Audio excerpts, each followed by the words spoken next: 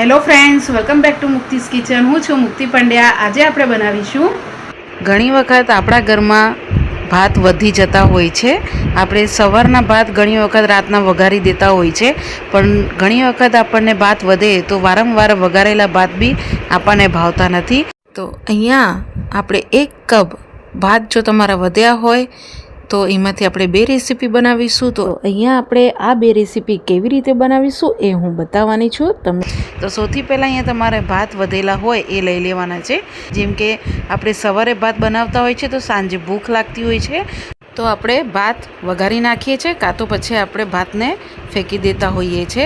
તો ફેંકવાના નહીં, એમાંથી આપણે ભાતમાંથી આપણે રેસીપી બનાવી લઈએ.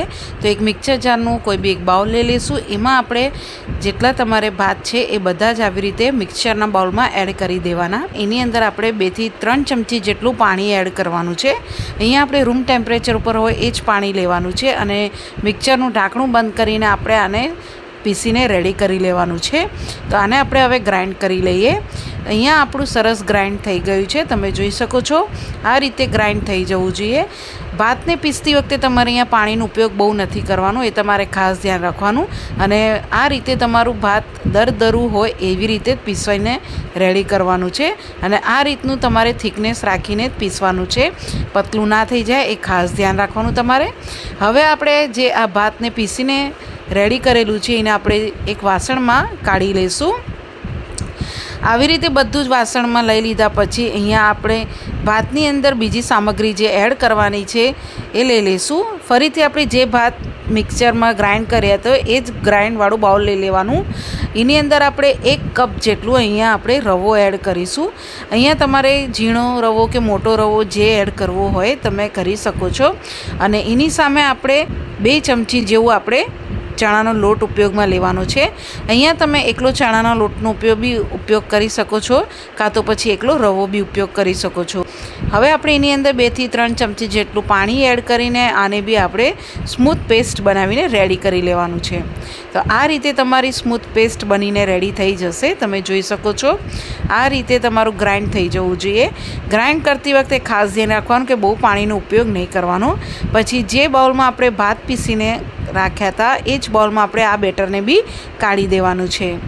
આવી રીતે બંને વસ્તુને તમારે બાઉલમાં લઈ લીધા પછી સરખી રીતે મિક્સ કરી દેવાનું છે. રવાના બેટરમાં ભાતને બી સરસ રીતે મિક્સ કરી દેવાનું. આ બંને સરસ મિક્સ થઈ જાય પછી અહીંયા આપણું બેટર બહુ જાડું નહીં અને બહુ પતલું નહીં એ રીતે બનાવવાનું. તો એની અંદર આપણે અડધો કપ જેટલું પાણી એડ કરવાનું છે. તો અહીંયા આપણે પાણી એડ કરી દીધું છે. હવે પાણી એડ કર્યા પછી આની અંદર ગઠ્ઠા ન રહે એ રીતે તમારે સ્મૂથ બેટર તરીકે આપણે આને મિક્સ કરી લેવાનું રહેશે. ને જ્યારે આમાં તમને કન્સિસ્ટન્સી કેટલી રાખવી છે એ પ્રમાણે તમારે પાણીનો ઉપયોગ કરવાનો રહેશે.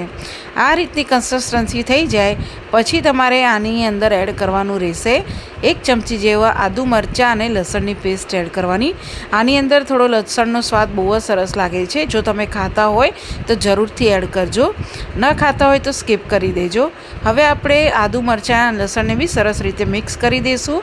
સ્વાદ પ્રમાણે આપણે મીઠું એડ કરી દેવાનું છે.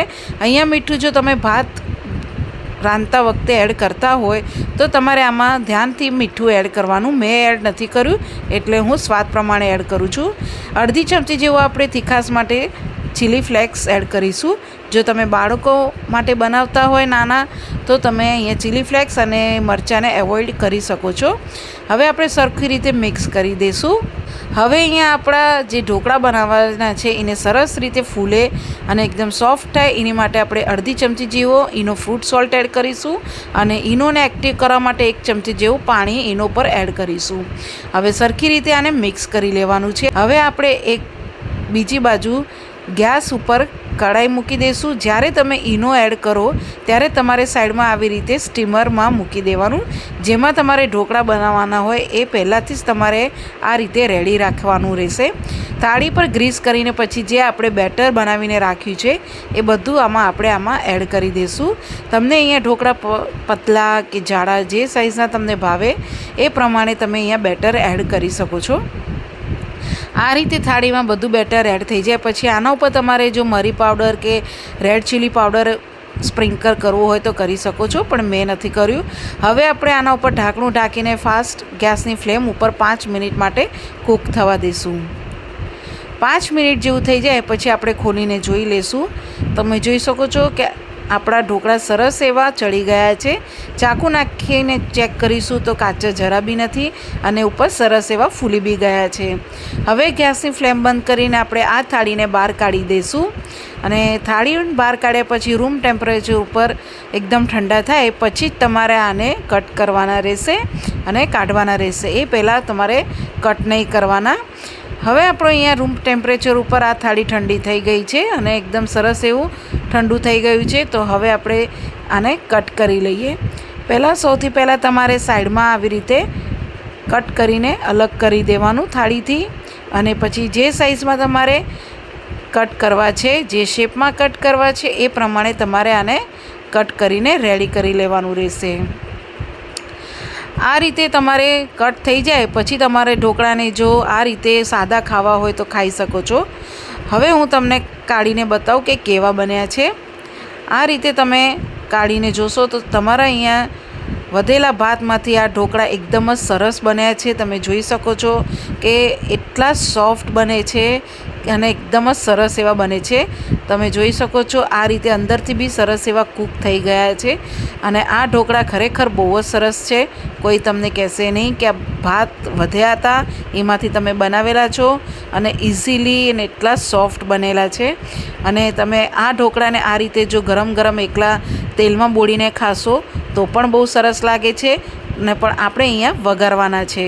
તો વઘારવા માટે આપણે કોઈ બી એક કઢાઈ લઈ લઈશું. એની અંદર આપણે 2 ચમચી જેવું તેલ એડ કરીશું. આ ઢોકળાની અંદર તેલનું પ્રમાણ થોડુંક વધારે રાખવાનું હોય છે. તેલ ગરમ થાય એટલે અડધી ચમચી જેવી રાઈ અને અડધી ચમચી જેવું જીરું એડ કરીને આપણે ફૂટવા દઈશું. રાઈ અને જીરું ફૂટી જાય પછી આપણે લીમડાના પાન એડ કરીશું. તમને જો તલ પસંદ હોય તો તલ એડ કરી શકો છો. અને જે આપણે ઢોકળાને આવી રીતે કટ કરીને રાખ્યા છે બધા આપણે એડ કરી દઈશું. અને ગેસની ફ્લેમ હાઈ રાખીને આને સરખી રીતે મિક્સ કરી દઈશું. હરેક ઢોકળા ઉપર વઘારનો કોટ થઈ જાય એ રીતે તમારે મિક્સ કરવાનું રહેશે. આ જો ઢોકળા તમે વઘારતા હોય તો થોડા ક્રિસ્પી જેવા બને એવા જરૂરથી કરજો. એનો સ્વાદ બહુ જ સરસ લાગે છે. અને જો ના વઘારવા હોય તો ગરમ ગરમ જ આ ઢોકળા બહુ સરસ લાગે છે. આ રીતે તો હવે આપણે ગેસની ફ્લેમ બંધ કરી દઈશું અને હવે આપણે સર્વ કરી લઈએ. જે પ્લેટમાં તમારે ઢોકળા સર્વ કરવાનો હોય એ પ્લેટમાં તમારે આ રીતે ઢોકળા લેવાના. આ એટલા સોફ્ટ, ટેસ્ટી અને એટલા સરસ લાગે છે. આ ઢોકળા તમે બાળકોના ટિફિન બોક્સમાં, લંચ બોક્સમાં આપી શકો છો. મેં આની સાથે ગ્રીન ચટણી સર્વ કરી છે, પણ આની સાથે તમે કેચઅપ કે પછી તમે એકલા તેલમાં બી ખાશો તો પણ આ ઢોકળા બહુ જ સરસ લાગે છે. આ રીતે તમે એકવાર ઢોકળાની રેસીપી જરૂરથી બનાવીને ટ્રાય કરજો. તો હવે આપણે જે બીજી રેસીપી છે એ પણ એકદમ ટેસ્ટી છે, સોફ્ટ છે અને બનાવવામાં બી એટલું જ ઇઝી છે. તો આપણે એક જ બેટરમાંથી બીજી બી રેસીપી બનાવી લઈએ. અહીંયા જે આપણે પહેલું જે બેટર રેડી કર્યું હતું એ જ રીતનું અહીંયા બેટર રેડી કરી લેલું છે. એક જ બેટરમાંથી આપણે બીજી રેસીપી બનાવી લઈએ. તો અહીંયા આપણે આ રીતનું બેટર આપણે પહેલાંથી જ રેડી કરેલું છે. એ જ બેટરમાંથી આપણે અડધું કાઢી લીધેલું હતું. હવે આપણે આની અંદર એડ કરવાનું રહેશે 1 ચમચી જેવા આદુ, મરચાં અને લસણની પેસ્ટ એડ કરવાની. અહીંયા તમે લસણ ના ખાતા હોય તો સ્કીપ કરી દેવાનું. અને આદુ મરચાંને આપણે સરસ રીતે મિક્સ કરી લઈશું. આદુ મરચાં સરસ મિક્સ થઈ જાય પછી આની અંદર અડધી વાટકી જેવા આપણે ઝીણા સમારેલા કાંદા અને ઝીણા સમારેલા આપણે ટમેટાં એડ કરી દઈશું. આ સ્ટેજ ઉપર તમારે કોઈ બી વેજીટેબલ ઉપયોગમાં લેવું હોય તો તમે અહીંયા લઈ શકો છો. અહીંયા તમારે રફલી ચોપ કરીને જ એડ કરી દેવાના. 5 ચમચી જેટલી આપણે કલર પૂરતું જ હળદર પાવડર એડ કરીશું. 1 ચમચી જેવું આપણે ધાણા જીરું પાવડર એડ કરીશું. 1 થી 1.5 ચમચી જેવું લાલ મરચું પાવડર એડ કરીશું.